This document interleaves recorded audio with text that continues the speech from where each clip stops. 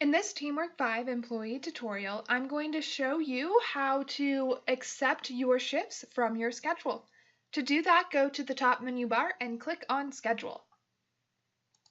You should arrive at a page that says My Schedule. As you can see, there are plenty of shifts in my current schedule that I have not yet accepted. If I want to accept one at a time, I can go to the Actions column at the end of the chart and click on the orange OK button. When I do that, TeamWork 5 is going to ask me if I do actually want to approve that shift. If I don't, I can hit Close. I do, so I'm going to hit Submit.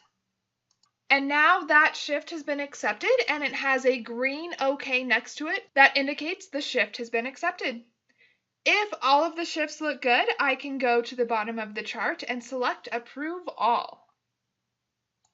Again, TeamWork 5 is going to ask you if you actually want to approve all of your shifts. If I don't, I can hit Close. I do, so I'm going to hit Submit. And now all of my shifts have gone from the orange question mark OK to a green Accepted OK. Check out the next video to learn how to split and merge your shifts.